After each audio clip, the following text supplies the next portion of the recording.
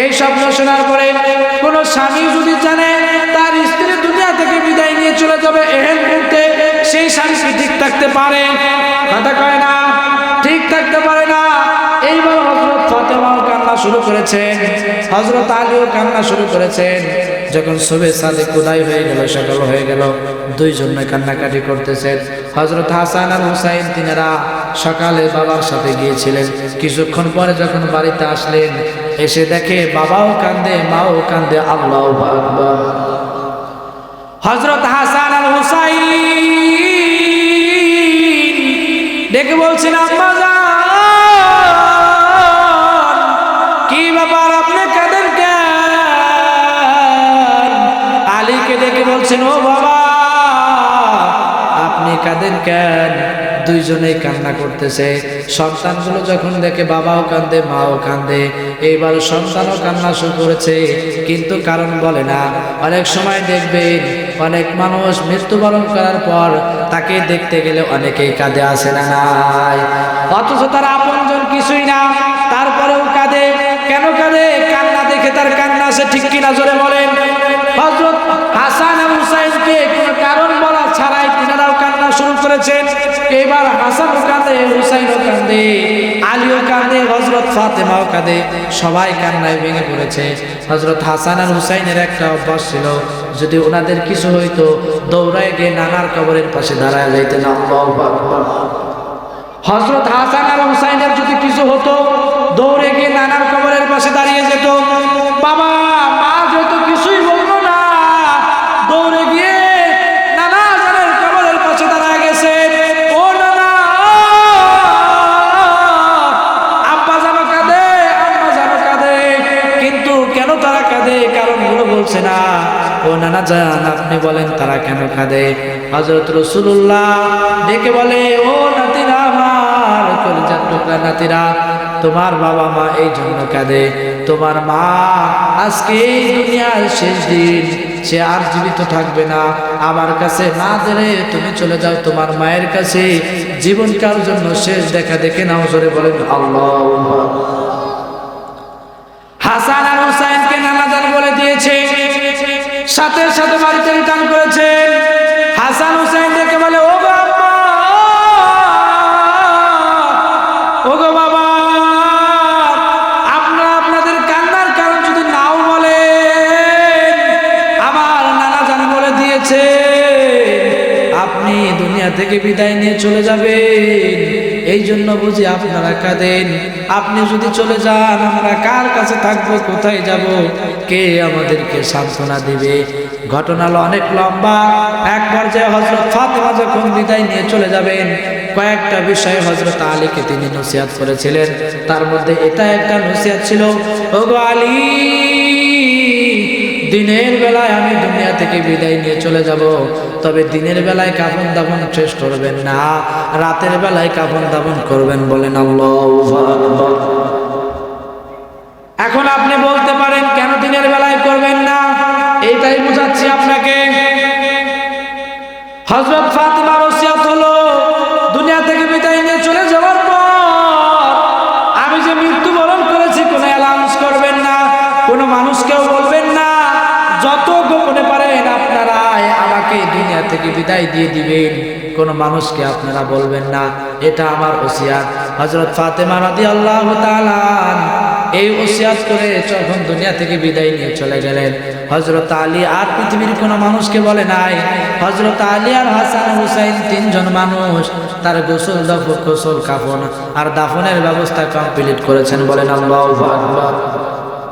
হযরত আলী দাঁড়িয়েছেন, হাসান হুসাইন তিনজন মানুষ জানাজার নামাজ আদায় করেছেন।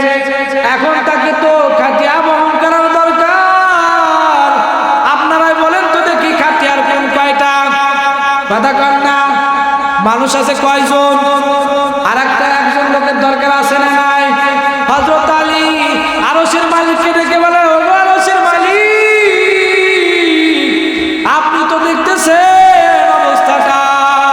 হযরত আলী রাদিয়াল্লাহু তাআলা কাঁদে। এই ওসিয়তটা তিনি কেন করেছেন? এই জন্যই করেছেন। হযরত ফাতেমা বলছেন, শোনেন। হযরত ফাতেমা ডেকে বলে, আলী, দিনের বেলায় যখন আপনি আমার জানাজার নামাজ আদায় করবেন, মানুষ যখন জানবে মুহাম্মদুর রাসূলুল্লাহর কলিজার টুকরা দুনিয়া থেকে বিদায় নিয়ে চলে গেছে, মানুষ জানাজার নামাজ পড়ার জন্য আসবে।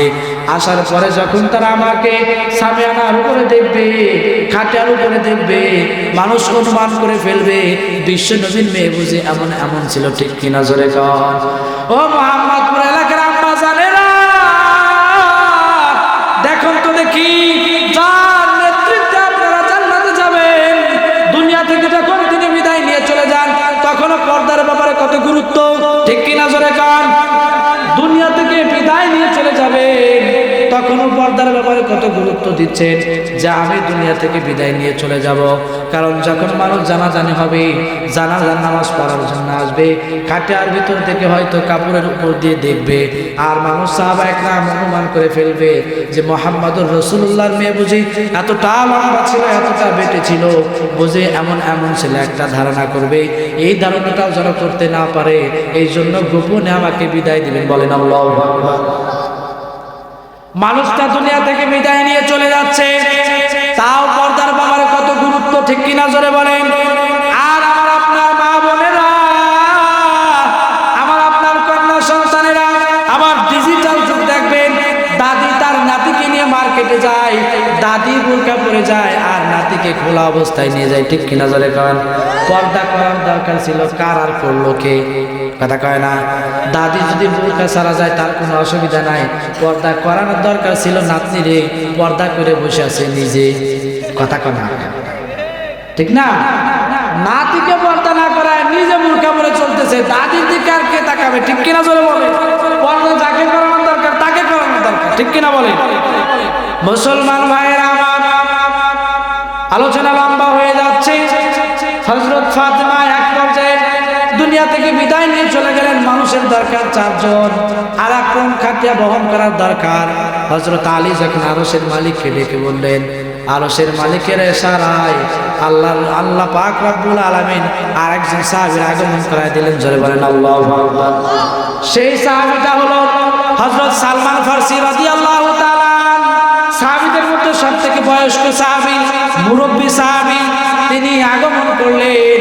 হযরত আলী বললেন, ও সালমান ভাই, আমি তো আপনাকে বলি নাই, কোনো মানুষকে বলি নাই, কি ব্যাপার আপনি আসলেন কেন, কিভাবে জানতে পারলেন? বলে যে আরশের মালিককে আপনি বলেছেন খাটিয়ার কোন বহন করার দরকার, ওই আরশের মালিক আমাকে পাঠিয়ে দিয়েছে, সুবহানাল্লাহ জোরে বল। এই জন্য পর্দার অন্তরালে আম্মা জানদেরকে বলবো, পর্দার বিধান পালন করার দরকার আছে না নাই? তা আম্মা জানদের জন্য এতটুকু ওয়াজ করে গেলাম। ও আম্মা জানেরা, বেশি আমল করা লাগবে না, এই পাঁচটি কাজ করবেন। এক নম্বরে 5 ওয়াক্ত নামাজ সময় মতো আদায় করবেন। 2 নম্বরে রমজান মুবারকের রোজা রাখবেন। 3 নম্বরে সতীত্বের হেফাজত করবেন। 4 নম্বরে স্বামীর খেদমত করবেন। 5 নম্বরে পর্দার বিধান মেনে চলবেন। এই 5টি কাজ যদি আমার মোহাম্মদপুর এলাকার মা জানারা করতে পারে, খোদার জান্নাত তাদের জন্য ওয়াজিব হয়ে যাবে, বলেন সুবহানাল্লাহ। মুসলমান ভাইয়েরা আমার, গভীর মনোযোগ। দুনিয়া থেকে আমাকে আপনাকে সকলকে বিদায় নিয়ে চলে যেতে হবে, ঠিক কিনা জোরে বলেন। আপনার দাদা চলে গিয়েছে, আপনার দাদি চলে গিয়েছে, অনেকের বাবা চলে গিয়েছে, ঠিক কিনা বলেন। শুধু তাই নাই, এই দেশের ক্ষমতাধর যিনি ছিলেন তিনিও চলে গেছেন, কথা কয় না। প্রেসিডেন্ট একবার নয়, 2 বার নয়, বারবার প্রেসিডেন্ট তিনিও কয়েকদিন আগে দুনিয়া থেকে বিদায় নিয়ে চলে গেলেন। তার মানে বোঝা যায় এই পৃথিবীতে যারাই আসছে সবাই দুনিয়া থেকে বিদায় নিয়ে চলে যাবে, কথা কয় না। দুনিয়া থেকে বিদায় নিয়ে চলে যাওয়া লাগবে, যাওয়ার আগে আমাদের কবরের আমল গুছায় নেওয়ার দরকার, কথা কয় না। আছে না নাই? ঘুমায় পড়ছেন নাকি? লিল্লাহি তাকবীর, হাত উত্তোলন করে, হাত উত্তোলন করে, নারায়ে তাকবীর, নারায়ে তাকবীর, লিল্লাহি তাকবীর। আল কোরআনের আলো, আল হাদিসের আলো, নারায়ে তাকবীর। ঘুমায় পড়বে তো, এটা জাগ্রত করে নিতে হবে, ঠিক কিনা জোরে বলে। চলেন আলোচনা শেষের দিকে, তো আর একটু শোনেন, আর একটু সজাগ হন। আমাদের দেশের কিছু বয়াতিরা দেখবেন গান টানো গায়, গায় কি গায় না জেনে বলে। তবে এই ওয়াজ মাহফিল আসার কারণে এলাকায় এলাকায় জায়গায় যে গাজির গীত হইতো, এই গীত মোটামুটি বন্ধ হয়েছে।